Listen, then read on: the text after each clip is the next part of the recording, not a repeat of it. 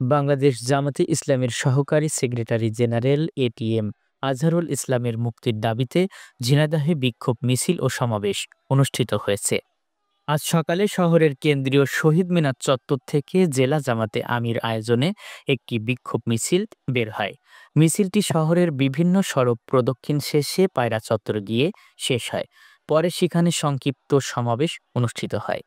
সে সময় জেলা জামাতের আমির আলী আজম মোহাম্মদ আবু বক্কর, সেক্রেটারি আব্দুল আওয়াল, শিবিরের ঝিনাইদহ জেলা সভাপতি মনিরুল ইসলাম, শহর সভাপতি মেহেদী হাসান রাজুসহ অন্যান্যরা বক্তব্য রাখেন। বক্তারা বলেন, জামাত নেতা এটিএম আজহারুল ইসলাম সহ জামাতের সকল নেতাকর্মী যারা কারাবন্দী রয়েছেন অনতিবিলম্বে তাদের নিঃস্বার্থ মুক্তি দিতে হবে, তা না হলে আগামীতে আরও কঠোর কর্মসূচির হুঁশিয়ারি দেন তারা। এই স্টেজের পশ্চিমে দাঁড়াতে পারেন এটিএম আজহারুল ইসলাম সহ নিরপরাধ জামাত শিবির সহ আরো যারা নির্যাতিত মানুষ, তাদের যদি জেলখানা ভেঙে বের করে আনতো, এটা কি তাদের অপরাধ হতো নাকি? গণভবন ভাঙা যদি অপরাধ না হয়, তাহলে জেলখানা ভাঙলে কি অপরাধ হতো? কিন্তু আমরা আইনের প্রতি শ্রদ্ধাশীল। বন্ধ করুন।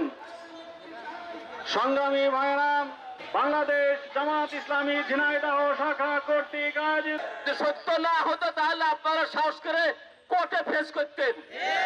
আমাদের কিন্তু অন্যায় করা হতে বলতেন এসে, তা তো বলার সৎ সাহস নেই। সমাবেশে সম্মানিত সভাপতি, আসসালামু আলাইকুম ওয়া রাহমাতুল্লাহ।